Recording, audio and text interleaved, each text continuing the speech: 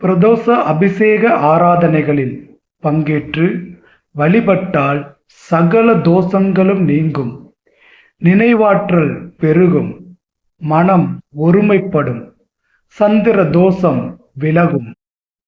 அப்படிப்பட்ட பிரதோஷ நேரத்தில் இறைவனை சென்று தரிசித்து வழிபடக்கூடியவர்கள் வீட்டில் நல்ல காரியங்கள் நடக்கும். திருமணம் நடைபெற வேண்டும், குழந்தை பாக்கியம் கிடைக்க வேண்டும் என்றாலும் இந்த பிரதோஷ வழிபாட்டின் மூலம் அவர்கள் வீட்டில் சுபிட்சம் ஏற்படும், நல்ல மகிழ்ச்சியான சூழல் ஏற்படும். கணவன் மனைவி உறவில் இருக்கக்கூடிய பிரிவினைகள் மாறி அவர்கள் இருவரும் ஒற்றுமையாக வாழ்வதற்கு இந்த பிரதோஷ வழிபாடு உதவி செய்யும். பிரதோஷ காலத்தில் நந்திக்கு முதலில் அபிஷேகம் நடைபெறும்.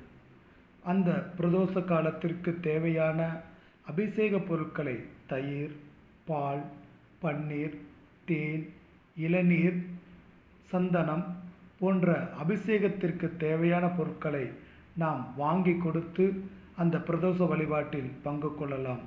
பிரதோஷ வழிபாடு அபிஷேகம் நடைபெறும் நேரத்தில் அங்கு அமர்ந்து நாம் நமச்சிவாய எனும் மந்திரத்தை மனதுக்குள் உச்சரித்து கொண்டே இருப்பது மிக சிறப்பு.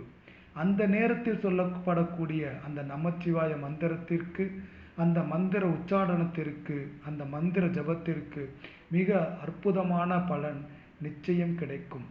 மனதை ஒருமைப்படுத்தி அந்த பிரதோஷ பூஜையில் தொடர்ந்து கலந்து கொண்டு வருபவர்களுக்கு பல நல்ல மாற்றங்கள் அவர்கள் இல்லத்தில் இருப்பதை காணலாம். சிவபெருமானை வழிபட உகந்த காலம் சோமவாரம், அதனினும் உகந்தது மாத சிவராத்திரி, அதனினும் சிறந்தது பிரதோஷ கால நேரம் என்று கூறுகிறார்கள். பிரதோஷ காலத்தில் சிவபெருமானை வழிபட்டால் அனைத்து தேவர்களையும் வழிபட்ட பலன் கிடைக்கும் என்றும் கூறுகின்றார்கள். அப்படிப்பட்ட அற்புதமான நேரம்தான் அந்த பிரதோஷ நேரம். இந்த பிரதோஷ நேரத்தில் நந்தி பெருமானுக்கும் சிவபெருமானுக்கும் சிறப்பு அபிஷேக ஆராதனைகள் நடைபெறும். நந்தி பெருமானின் இரு கொம்புகளுக்கு இடையில் சிவபெருமான் நடனமிடுவதாக கூறுவார்கள். பிரதோஷ அபிஷேகத்திற்கு பால் வாங்கி கொடுத்தால் அந்த பாலபிஷேகம் செய்வதன் பலனாக நோய் தீரும். மேலும் தயிர் வாங்கி கொடுத்தால் அந்த தயிரின் மூலம் வளம் சேரும். தேன் வாங்கி கொடுத்தால் இனிய சரீரம் கிடைக்கும். பழங்கள் வாங்கி கொடுத்தால் விளைச்சல் பெருகும். பஞ்சாமிர்த அபிஷேகத்தால் செல்வம் பெருகும். இப்படி ஒவ்வொரு அபிஷேக பொருளிற்கும் ஒரு சிறப்பு உண்டு. எந்த அபிஷேகத்திற்கு தேவையான பொருட்களை வாங்கி நம்மால் கொடுக்க முடியாவிட்டாலும் கூட ஒரு வில்வம் இலையை கொடுத்தால் கூட நமக்கு அதனால் புண்ணியம் கிடைக்கும். அப்படி எதையுமே செய்ய முடியவில்லை என்றால் கூட அங்கே அமர்ந்து சிவபெருமானை கண்டு நமச்சிவாய எனும் மந்திரத்தை அந்த நேரத்தில் உச்சரித்தால் மிக அற்புதமான பலன்கள் நமக்கு கிடைப்பதை நாம் காணலாம்.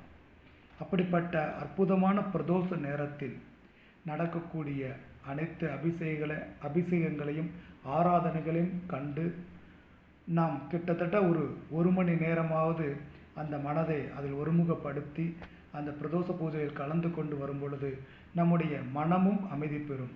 அதன் பிறகு செய்யக்கூடிய செயல்களில் ஒரு நல்ல தெளிவும் நல்ல ஒரு முயற்சிக்கு வெற்றியும் கிடைக்கும். அப்படிப்பட்ட அற்புதமான பிரதோஷ நேரத்தில் நடக்கக்கூடிய பிரதோஷ அபிஷேகங்களை கண்டு நீங்களும் தரிசித்து அதனுடைய பலனை பெறுங்கள். அதனை காணக்கூடிய அந்த நேரத்திலே நமச்சிவாய எனும் மந்திரத்தை உச்சரித்து அற்புதமான பலன்களை பெறுங்கள்.